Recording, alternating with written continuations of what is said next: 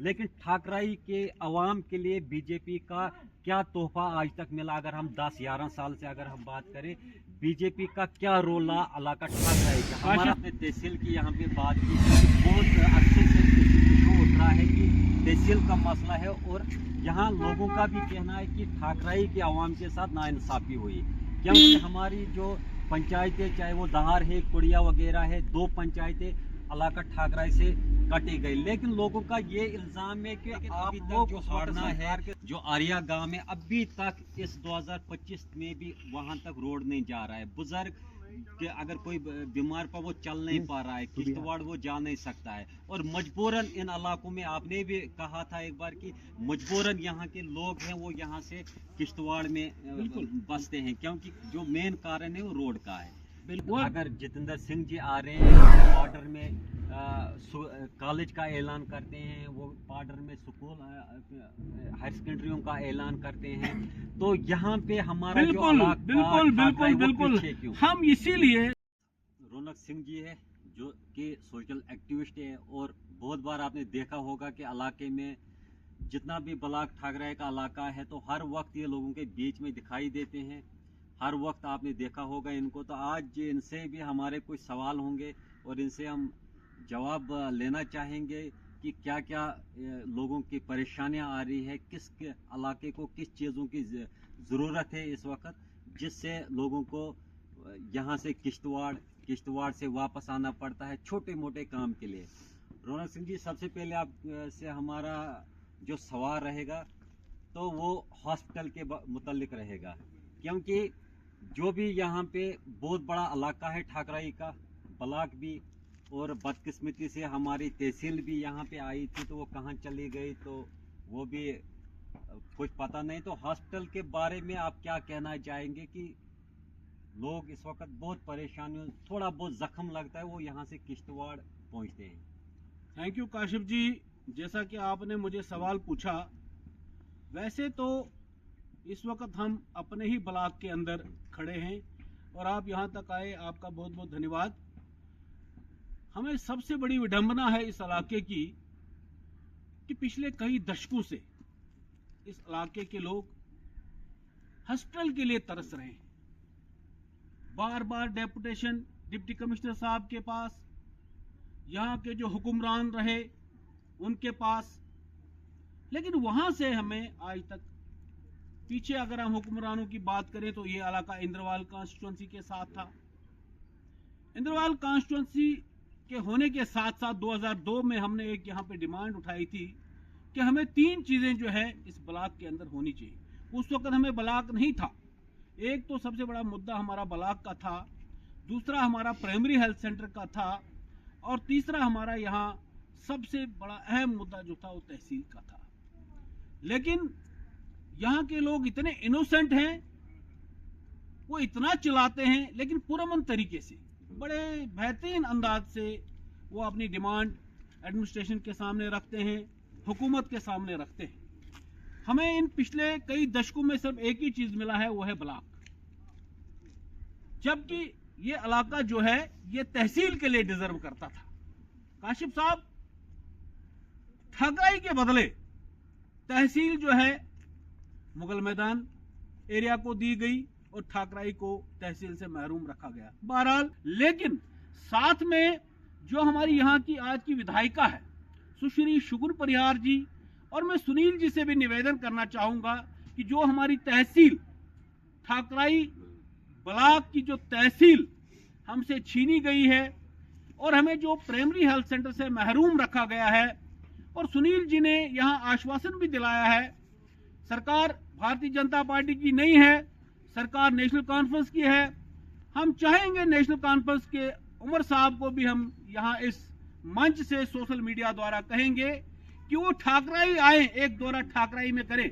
मुझे याद था जब मैं छोटा था तो फारूक अब्दुल्ला साहब जो है यहाँ इस जगह जहाँ हम खड़े हैं, यहाँ सीधा अपोजिशन में, यहाँ शिवनगर कहते हैं, यहाँ पे उन्होंने दौरा किया था। यहीं तक उस वक्त सड़क भी थी और थ्रो रोड आए थे, और इन्होंने कहा था यहाँ पे उस वक्त फारूक अब्दुल्ला साहब ने, ये ठाकराई के लोगों के न मकान बदले, न लिबास बदले, और न इनका रहन सहन बदला।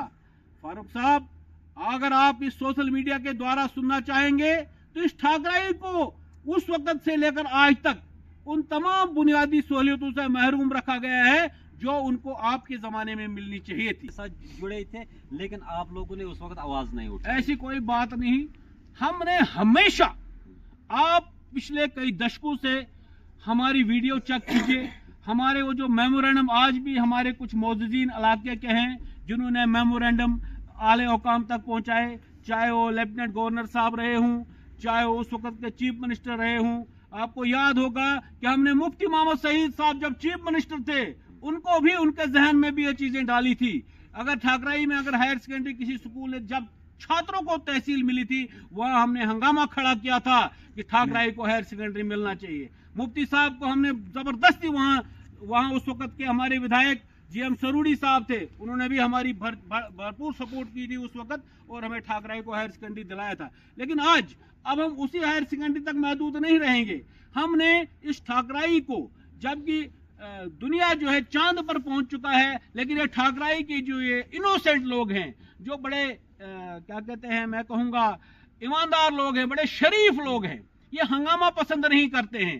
ठाकराई के लोगों का इतिहास रहा है, डिसिप्लिन्ड लोग हैं, इसीलिए ये पीछे रहे हैं। लेकिन कब तक, लिहाजा हम मेहरबानी करके। अब एक सवाल आपसे और है, आप लगभग आज अब भाजपा की बात कर रहे हैं तो और सवाल ये भी है कि भाजपा सरकार इस वक्त 10 साल से रही जम्मू कश्मीर में, 2014 से ले आज तक अगर देखा जाए अभी भी जो बीजेपी है वो कहीं ना कहीं आगे चल रही है। जो सरकार एनसी है उससे ज्यादा जो काम कर रही है तो वो बीजेपी सरकार है। काशिफ साहब, मैं इसी के बीच में आपको जाऊंगा।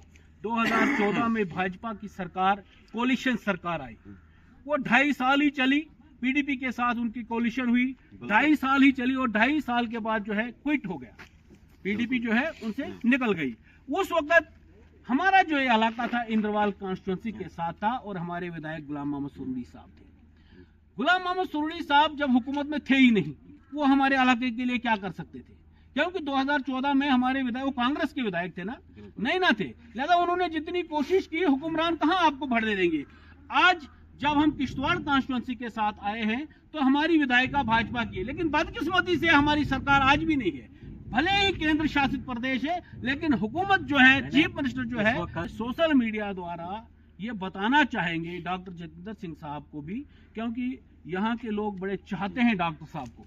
डॉक्टर साहब एक ऐसी पर्सनैलिटी है, मैं सोशल मीडिया द्वारा जो है डॉक्टर साहब को भी कहना चाहता हूँ कि इस तरफ नजरसानी करें, हमें अस्पताल दीजिए, हमें तहसील दीजिए, हमारी सड़कों का बेहतर हाल कीजिए। यहाँ कुछ ऐसे गांव हैं, काशिफ साहब आपको इल्म है, हमारा हाड़ना और आरी गांव का देखिए रोड नहीं है, लोग तड़स रहे हैं। हमारा यहाँ गुगुड़ दनमधार का रोड नहीं है, हमारा केशवान में जोंगना भालना में रोड नहीं है, हमारा मोड़ना अंजोल में रोड नहीं है, क्योंकि 500 से ज्यादा आबादी पर मुश्तमिल जो है वहां लोग रहते हैं।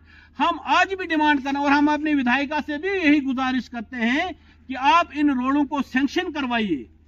प्रधानमंत्री ग्राम सड़क रोजगार योजना के तहत ये हमने इनको बोला है कि, लेकिन इससे पहले भी जो है एक्सरसाइज की गई है, लेकिन बदकिस्मती से हमारा यहाँ पूछने वाला कोई नहीं है। इसलिए हम चाहते हैं काशिफ साहब लोगों ने, लास्ट हमारा सवाल रहेगा, यहाँ पे लोगों ने, अगर ब्लॉक ठाकराई की हम बात करें तो यहाँ पे जेबी का एरिया है, जहाँ भी हमारे देहात के लोग रहते हैं, मुझे पूरी उम्मीद और विश्वास है कि शगुन जी जो है उन काम करेगी। और मैं आपको भी यकीन दिलाना चाहता हूं, अगर नेशनल कॉन्फ्रेंस ने काम में रोड़ा डालने की कोशिश की तो उस वक्त जो है हमारे जो लीडर ऑफ अपोजिशन है सुनील शर्मा जी, वो बढ़ चढ़कर हिस्सा लेंगे और हमारे काम को आगे बढ़ाएंगे। यहाँ के बुजुर्गों की, यहाँ के नौजवानों की यही उम्मीद है कि ठाकराई तरक्की की ओर चले और दिन दुगनी रात चुगनी ठाकराई तरक्की करे। यहाँ पे हम शुक्रिया आप जो हमारे से जुड़े इस वक्त। तो ये थे रौनक सिंह जी, जिनका ये कहना है कि हमारी अब लोगों की उम्मीद होती है, जो यहाँ के लोकल लीडर होते हैं और जो लोकल लीडर होते हैं उनकी उम्मीद होती है जो ऊपर एमएलए है, मिनिस्टर वगैरह। और इनका ये कहना है कि हमने बढ़ चढ़ कर इसमें जोर लगाया है। यहाँ रोड का मसला है, तहसील का मसला है और जो हेल्थ का जो यहाँ पे मसला है सबसे ज़्यादा। तो इनका ये कहना है कि आने वाले वक्त में ये जो सारी परेशानियाँ आवाम को उठानी पड़ रही है तो इन पे ये जोर लगाए बेटे। इनका ये कहना है कि जल्द से जल्द जो लोग हैं जिन परेशानियों से गुजर रहे हैं वो आहिस्ता आहिस्ता सब कुछ ठीक होगा।